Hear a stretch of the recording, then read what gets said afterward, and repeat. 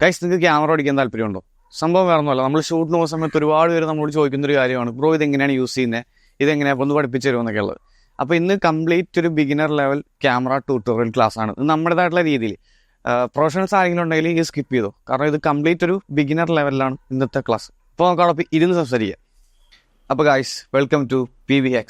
അപ്പോൾ നമ്മൾ പറഞ്ഞ പോലെ തന്നെ ഇന്നൊരു ബിഗിനർ ലെവലായിട്ടുള്ളൊരു ഒരു കംപ്ലീറ്റ് ഒരു ക്യാമറ ട്യൂട്ടോറിയൽ ക്ലാസ്സാണ് നമ്മൾ ഇന്ന് നിങ്ങൾക്ക് തരാൻ വേണ്ടി പോകുന്നത്. അപ്പോൾ ഞാൻ പറഞ്ഞ പോലെ തന്നെ ഈ പ്രൊഫഷണൽ ലെവലുള്ള ആരെങ്കിലും ഇത് കാണുവാണെങ്കിൽ ജസ്റ്റ് സ്കിപ്പ് ചെയ്തോ, കാരണം ഇതൊരു സാധാരണ ഒരു ഒന്നും അറിയില്ലാത്ത ഒരാൾക്ക് മനസ്സിലാവുന്ന രീതിയിലായിരിക്കും ഈ ഒരു ക്ലാസ്സിൻ്റെ കംപ്ലീറ്റ് ആയിട്ടുള്ള ഇത്. അതുകൊണ്ട് പ്രൊഫഷണൽ ആയിട്ടുള്ള ഒരു കാര്യവും ഇതിനകത്ത് ഉണ്ടാവില്ല.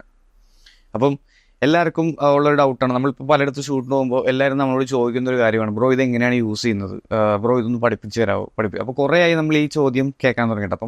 അപ്പോൾ നമ്മൾ ഓർത്തു നമുക്കൊരു ചാനലുള്ളതുകൊണ്ട് തന്നെ എല്ലാവർക്കും മനസ്സിലാവുന്ന രീതിയിൽ ഒരു ക്ലാസ് എടുത്തിനെങ്കിൽ ഇടാമെന്ന് ഓർക്കുക. അപ്പം ഇന്നത്തെ ക്ലാസ് കംപ്ലീറ്റ് ഒരു ബിഗിനർ ലെവൽ ഫോട്ടോഗ്രാഫി ക്ലാസ് ആണ്. ഫോട്ടോഗ്രാഫി എന്നല്ല, ബിഗിനർ ലെവൽ ഒരു ക്യാമറ, ഒരു പ്രൊഫഷണൽ ക്യാമറ കൈ കിട്ടിക്കുന്ന ഒരു പേടിയും കൂടാണ്ട് നിങ്ങൾക്ക് അത് യൂസ് ചെയ്യാൻ വേണ്ടിയിട്ടുള്ള ഒരു ക്ലാസ് ആണെന്ന്. അപ്പോൾ ഗൈസ്, ആദ്യം തന്നെ ചെയ്യേണ്ട ഒരു കാര്യമാണ് ക്യാമറ ഓട്ടോ മോഡിൽ നിന്ന് മാനുവൽ മോഡിലേക്ക് മാറ്റുക. അപ്പോൾ നമ്മളിന്ന് നിങ്ങളെ പഠിപ്പിക്കാൻ പോകുന്നത് നമ്മുടെ സോണി A7S III എന്ന് പറഞ്ഞാൽ നമ്മുടെ ഡെയിലി യൂസ് ക്യാമറ വെച്ചിട്ടാണ്. അപ്പം സെറ്റിങ്സ് ഒക്കെ എല്ലാ ക്യാമറയിലും ഒരുവിധം സെയിം തന്നെയാണ്. ഇപ്പോൾ ഈ ബട്ടൺസ് അവിടെ ഇവിടെയൊക്കെ പ്ലേസ് ചെയ്തേക്കുന്നത് ചിലപ്പോൾ വ്യത്യാസം ഉണ്ടാവും. അതുകൊണ്ട് തന്നെ ഈ ക്യാമറയിലാണ് പഠിപ്പിക്കുന്നത് വെച്ചിട്ട് നമുക്ക് ലുമിക്സ് യൂസ് ചെയ്യാൻ പറ്റായി ഒന്നും ഉണ്ടാവില്ല. നമുക്ക് ഏത് ക്യാമറ ആണെങ്കിലും യൂസ് ചെയ്യാം. ഈ സെറ്റിങ്സ് എല്ലാം സെയിം തന്നെയാണ്. അപ്പോൾ നമ്മൾ പറഞ്ഞ പോലെ തന്നെ ക്യാമറയുടെ സെറ്റിങ്സ് മാനുവൽ മോഡിലേക്ക് ആക്കുക.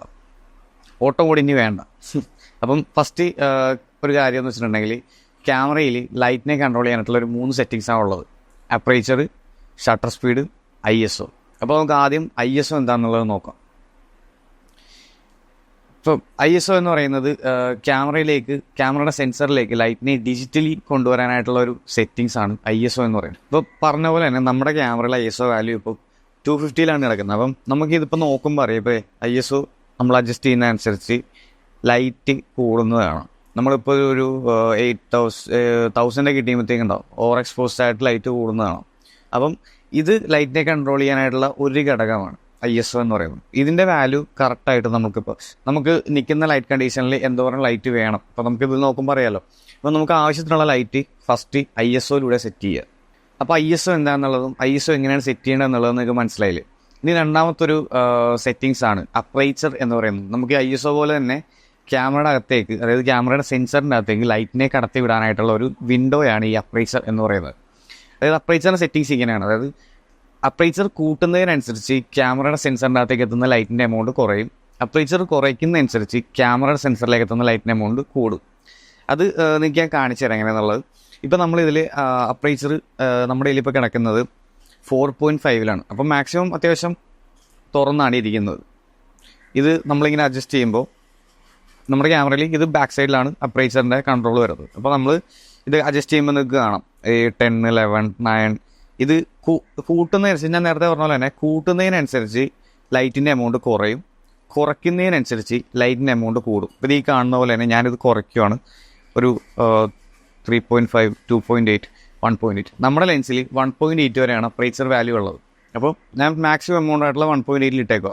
അപ്പോൾ നിങ്ങൾക്ക് കാണാം മാക്സിമം ഓപ്പൺഡ് ആയിട്ട് അത്യാവശ്യം നല്ല ഓവർ എക്സ്പോസ്ഡ് ആയിട്ടാണ് ഇരിക്കുന്നത്. അപ്പോൾ അതും ഞാൻ ISOയുടെ കേസ് പറഞ്ഞ പോലെ തന്നെ നമുക്ക് ആവശ്യത്തിനുള്ള ലൈറ്റ് മാക്സിമം അപ്പറേച്ചർ എപ്പോഴും നല്ലൊരു പോർട്രേറ്റും കാര്യങ്ങളൊക്കെ കിട്ടണം. നിങ്ങൾ കണ്ടിട്ടുണ്ടാകും ബാക്ക്ഗ്രൗണ്ടൊക്കെ അത്യാവശ്യം നന്നായിട്ട് ബ്ലറായിട്ടൊക്കെ ഇരിക്കുന്ന ഫോട്ടോസ് പലരും എടുക്കുന്ന കണ്ടിട്ടുണ്ടാവും.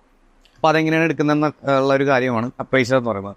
അപ്പറേച്ചർ മാക്സിമം വാല്യൂ കുറച്ചിട്ടിട്ട് ബാക്കി രണ്ടിലും കൂടെ ISOയും ഷട്ടറും കൺട്രോൾ ചെയ്ത് ലൈറ്റ് പ്രോപ്പറാക്കി എടുത്തു കഴിഞ്ഞാൽ ബാക്ക്ഗ്രൗണ്ടൊക്കെ പക്ക ബ്ലറായിട്ട് കിട്ടും. അതായത് മറ്റൊരു പോർട്രേറ്റ് എടുക്കാനായിട്ടുള്ള സെറ്റിങ്സിൽ ഒന്നാണ് ഈ 1.8 അപ്പറേച്ചർ സെറ്റ് ചെയ്യാന്നുള്ളത്. പക്ഷേ ഇതിനൊരു പ്രശ്നം എന്ന് വെച്ചിട്ടുണ്ടെങ്കിൽ ഈ 1.8 ഇട്ടുന്ന സമയത്ത് നിങ്ങളൊരു ഗ്രൂപ്പ് ഓഫ് ആൾക്കാർ ഈ ഒരു ഫ്രെയിമിൽ നിൽക്കുവാണെങ്കിൽ എല്ലാവരും ഒരുപോലെ ഫോക്കസ് ആവണമെന്നില്ല.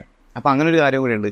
അപ്പറേച്ചർ 1.8 ഇടുമ്പോൾ, അതായത് അപ്പറേച്ചർ വാല്യൂ കുറച്ചിടുന്നതിനനുസരിച്ച് ഫോക്കസ് ഏരിയ കുറയും എന്നുള്ളൊരു കാര്യം കൂടിയുണ്ട്. അപ്പോൾ നമ്മളൊരു ഗ്രൂപ്പ് ഓഫ് ആൾക്കാരെയൊക്കെ എടുക്കേണ്ട ഒരു സിറ്റുവേഷൻ ആണെങ്കിൽ മാക്സിമം അപ്പറേച്ചർ ഒരു 5ലോ 6ലോ കിട്ടിയും അത്യാവശ്യം ഒരു ഗ്രൂപ്പ് ഓഫ് ആൾക്കാരെ ഫോക്കസ് ആവും. അപ്പോൾ അങ്ങനെ ഒരു കാര്യം കൂടിയുണ്ട്. അപ്പം അപ്പറേച്ചർ എങ്ങനെയാണ് സെറ്റ് ചെയ്യേണ്ടത് എന്നുള്ളത് മനസ്സിലായില്ലേ. അപ്പോൾ നമ്മൾ ISO എന്താണെന്നുള്ളതും അപ്പറേച്ചർ എന്താണെന്നുള്ളതും പഠിച്ചു. ഇനിയുള്ള ഒരു മെയിൻ സെറ്റിങ്സ് ആണ് ഷട്ടർ സ്പീഡ് എന്ന് പറയുന്നത്. ഞാൻ ആദ്യം പറഞ്ഞ പോലെ തന്നെ ക്യാമറയിലേക്ക് ലൈറ്റിനെ കൺട്രോൾ ചെയ്യാനായിട്ടുള്ള ഒരു 3 സെറ്റിങ്സ് എന്ന് പറയുന്നത് അപ്പറേച്ചർ, ISO, ഷട്ടർ സ്പീഡ്. അപ്പോൾ അതിൽ അപ്പറേച്ചറും ISOയും നമ്മൾ പഠിച്ചു. ഇനിയുള്ളത് ഷട്ടർ സ്പീഡാണ്.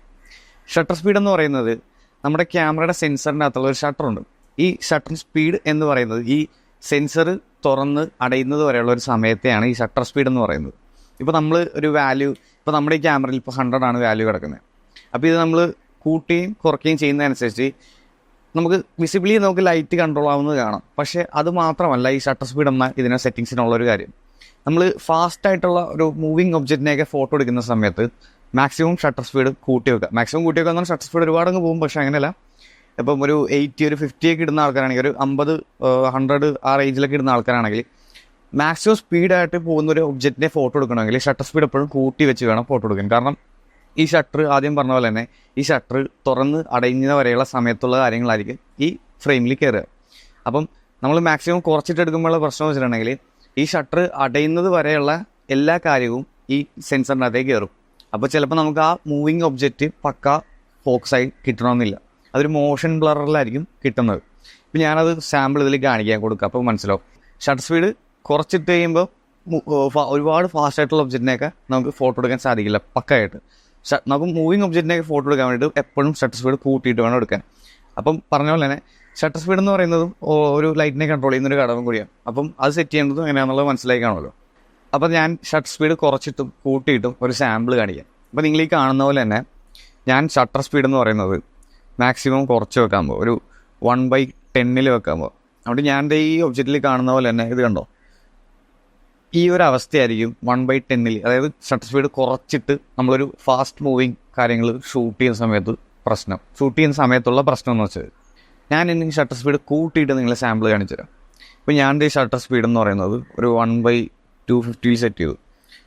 അടുത്തേ കണ്ടോ, ഒരു തരത്തിലും മോഷൻ ബ്ലറോ അങ്ങനെയുള്ള ഒരു കാര്യങ്ങളില്ല. ഈ ഫ്രെയിം ഒന്ന് പോസ് ചെയ്ത് നോക്കിയാൽ പക്ക ആ ഒരു എടുത്ത കാര്യത്തിൽ എവിടെയാണോ പോസ് ചെയ്യുന്നത് അവിടെ പക്കായിട്ട് കാണാൻ പറ്റും. അപ്പോൾ അതാണ് ഷട്ടർ സ്പീഡ് കൂട്ടിയിട്ട് എടുക്കുന്നതിൻ്റെയും കുറച്ചിട്ട് എടുക്കുന്നതിൻ്റെയും ഡിഫറൻസ് എന്നുള്ളത്. അപ്പോൾ നിങ്ങൾക്ക് ISO എന്താണെന്നുള്ളതും ഷട്ടർ സ്പീഡ് എന്താണെന്നുള്ളതും അപ്രൈസർ എന്താണെന്നുള്ളതും മനസ്സിലായില്ലേ.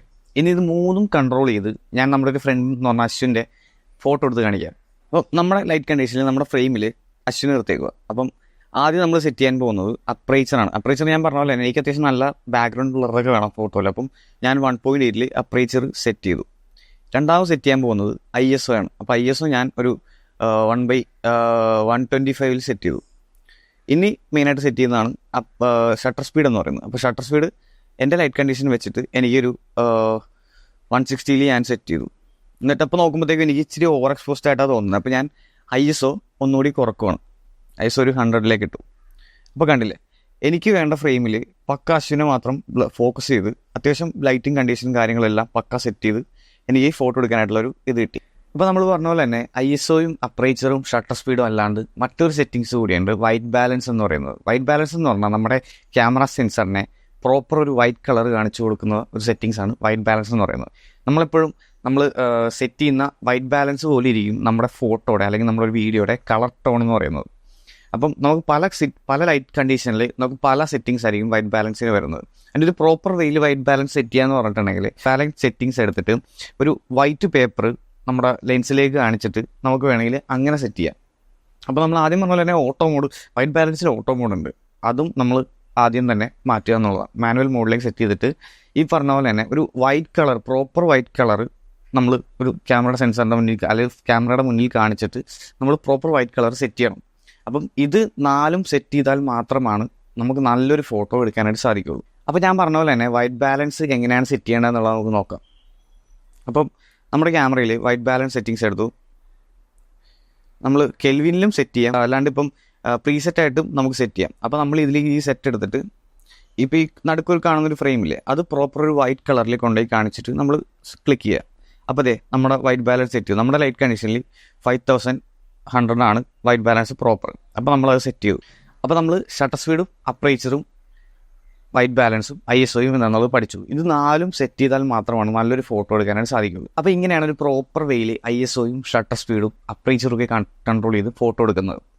അപ്പം ഇതേ സെറ്റിങ്സ് തന്നെയാണ് ഒരു വീഡിയോ എടുക്കുമ്പോഴും നമുക്ക് സെറ്റ് ചെയ്യേണ്ടത്. പക്ഷേ വീഡിയോ എടുക്കുമ്പോൾ മെയിനായിട്ട് മറ്റൊരു കാര്യമാണ് ഫ്രെയിം റേറ്റ് എന്ന് പറയുന്നത്, അത് ഫ്രെയിം പെർ സെക്കൻഡ് എന്ന് പറയുന്നത്. നമ്മൾ നോർമൽ ഒരു വീഡിയോ എടുക്കുമ്പോൾ 25 ഫ്രെയിം പെർ സെക്കൻഡിലാണ് നമ്മൾ ഷൂട്ട് ചെയ്യാറുള്ളത്. ഈ 25 ഫ്രെയിം പെർ സെക്കൻഡ് എന്ന് പറഞ്ഞാൽ ഒരു ഫ്രെയിമിനെ 25 ആക്കി കട്ട് ചെയ്ത്, അതായത് ഒരു സെക്കൻഡിൽ 25 ഫ്രെയിം ഫോട്ടോ എടുക്കും. ആ ഫോട്ടോ ഒന്ന് ചെയ്യുമ്പോഴാണ് ഒരു വീഡിയോ ആവുന്നത്. അപ്പം അതിനെയാണ് 25 ഫ്രെയിം പെർ സെക്കൻഡ് എന്ന് പറയുന്നത്. അപ്പോൾ നമ്മൾ പല സിറ്റുവേഷനിൽ നമ്മൾ ഷട്ടർ സ്പീഡ് പറഞ്ഞ പോലെ തന്നെ ഇപ്പം ഈ ഷട്ടർ എപ്പോഴും ഫ്രെയിം റേറ്റ് സെറ്റ് ചെയ്യുന്നതിൻ്റെ ഇരട്ടിയായിരിക്കണം ഷട്ടർ സ്പീഡ് സെറ്റ് ചെയ്യണം. ഇപ്പോൾ 25 ഫ്രെയിമിലാണ് സെറ്റ് ചെയ്തേക്കെങ്കിൽ ഷട്ടർ സ്പീഡ് ഒരു 100ൽ സെറ്റ് ചെയ്യണം.